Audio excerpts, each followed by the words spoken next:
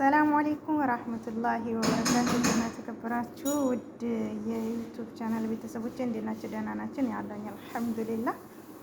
ዛሬ በእንትንና በዱቄትና በጨው በውሃ የሚያምር ቂጣ እንዴት መስራት እንደምንችል አሳያችኋለሁኝ። አብራችሁኝ እስከ መጨረሻው ተከታተሉ። በጣም ቀላል ነው። ውሃና ጨው፣ ዱቄት ቁጥር 2 ዱቄት ማለት ነው። ከዛ በኋላ ምርጥ በጣም የሚጥም ከየትኛውም ሳሎና የሚበላ ኩብዝ ነው። ኢንሻአላህ ቤተሰብ ያልሆናችሁ ቤተሰብ ሆኑ። ቻናሌን አበረታቱልኝ። ቤተሰብ ዳምጬ ጨርሻለሁ። የልብ ቅርጽ ሊሆን ነበረ ግን በቃ እንትን አልሆነ፣ ክብ አልሆነ። 3 ፍሬ ነው የሰራሁት። በነገራችን ላይ ያው እኔ ብዙ ምግብ መስራት አልወድም። ሆኖም ግን ያው እንትን እላለሁ። ከሰራው ግን ሀቂቃ ሁሉም ነገር ካልሰራው ደስ አይለኝም። ያው ቁጥር 2 ነው እንትኑ ዱቄቱ ማለት ነው። ቁጥር 2 ነው። እንደዚህ እንትን እንላለን።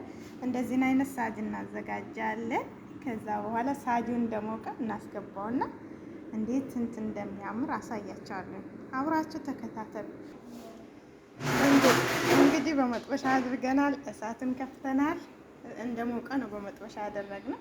አሁን በደንብ እንትን ሳይል እንመላልሰዋለን ማለት ነው። ቤተሰብ እንደ ኳስ እየተነፋ ነው።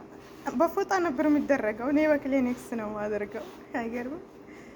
እና እንደዚህ እየመላለስኩት እንትን እንለዋለን ሁሉንም ቦታው ማለት ነው።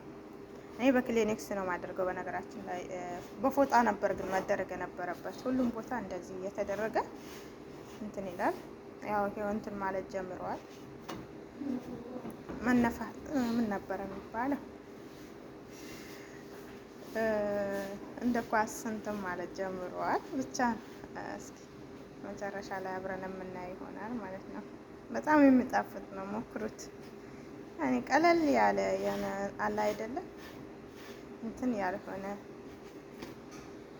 ስሙም እንደው በነገራችን ላይ ዝብዳ መቀባት ትችላላችሁ። ይሄ በተር የሚባለው ማለት ነው። መቀባት ትችላላችሁ።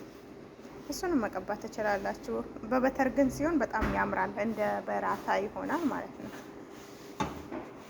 በጣም ነው ያምራል። አሁን ግን ዝም ብዬ ነው የምመላለሰው። እሺ አሁን ሊበቃው ነው መሰለኝ። የጀማ እንደዚህ ሆኗል። አሁን ይሄው እንደዚህ ሆኗል። እንደዚህ በኋላው እንደዚህ ይደረጋል። በቼ አሁን ጨርሰናል። በቃ በቼ ልባ ቦጭ ከጄ